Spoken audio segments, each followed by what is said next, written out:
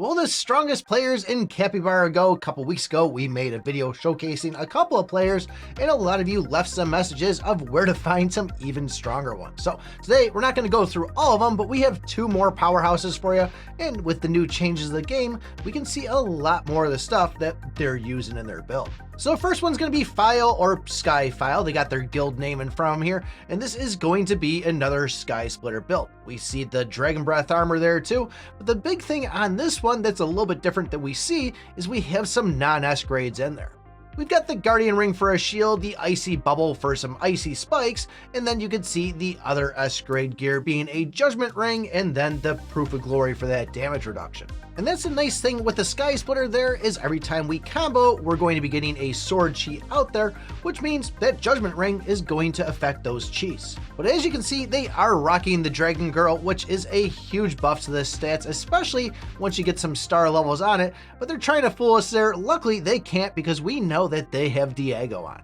I mean, even if they didn't, it's a Sky Splitter build, so everybody pretty much runs Diego with the Sky Splitter. But it definitely looks like they're pushing chapters on this one, given that their pet skills are solely basic damage reduction, skill damage reduction, and then global HP.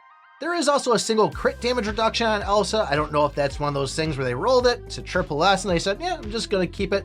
But if we go over to their actual attributes or stats there, you can see with the damage reduction from the Proof and Glory and their passives, we're well over 300% on the basic attack reduction and pretty close to it with the skill damage reduction. As we suspected, 4 stars on the Dragon Girl sitting at level 50 along with the Little Bear Prince, and they even scattered some levels on the R1 for the all hero passives. But surprisingly, when we look at the actual heroes on this, there's no legacy heroes. They're going for a Judgment Reaper and a Knight of the End, and then the other ones are going to get the sword chi, the shield, the extra combo, and then some physical damage. Now, even though there's no legacy, these things are no joke sitting all at Mythic +2. I can't even imagine how much money that has to cost. But then you go and look at the mounts and artifacts, and these things have some star levels on it too.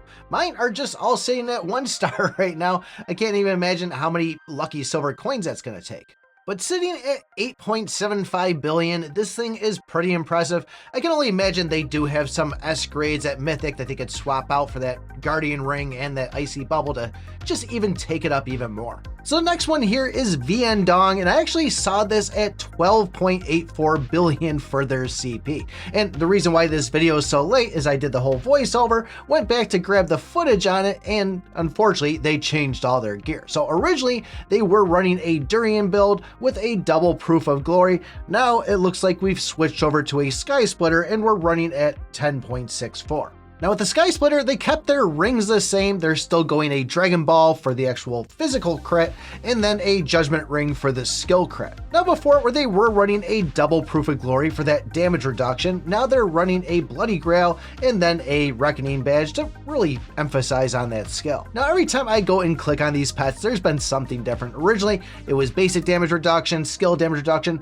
a whole bunch of HP, and then some pet mutations. Now we got Freya out there with a whole bunch of damage to bosses, so I can only imagine they're probably doing Seal Battle or even doing the boss battle. Oh, and with those Proof of Glories, and when they were running the Durian, they were using Toffee to get that damage reduction and the heal. Now with the Sky Splitter, they have switched over to Diego, and as you can see here, we got a whole bunch of levels invested into this Dragon Girl. It doesn't really look like they're worried about having extra levels or that all adventurer bonus on the other ones because they're all sitting at level 1 and there's one at level 2. Now when it comes to the legacy heroes, this is something you probably don't recognize that first one because this is actually the final tier of the Knight Legacy. You know, when you get the skills in there, there's the 3 different ones. So like the Bonelet, for example, or even the Ghost, you got the Crybaby. This is the highest version of that Knight Legacy. And when you go and finally get it to that 6th tier, that now turns it into an S grade and gives you those same 300% stats that the other ones have. It's bugged when you click on it, but if I go and switch over the R1 and then go back to it, you can see HP, attack, defense, all sitting at 300%. Looking at it this time, things look a little bit more normal with having the Pirate Swordsman out there, the Bonelet. We also have the Vulture there for the double combo, and then the Guardian to give some shield. But when I was looking at it, when I was at 12.84 billion, they actually had the one on to go and give some physical damage, and then even the Archdemon there to give some skill damage. I was also questioning myself when I was looking at the advanced mount and the advanced artifact, and the fact that we had a Durian, we didn't have that pirate swordsman out there, but they were still running Heaven's Mark. Now that I see it got switched back over to the Sky Splitter, it's definitely making a little bit more sense of why they have that Heaven's Mark on.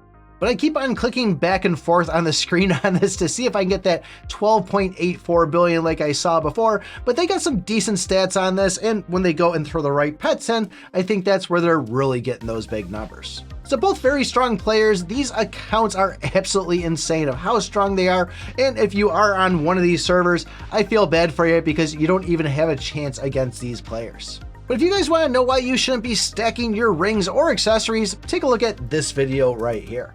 Thanks for watching, and remember, I pick my butt.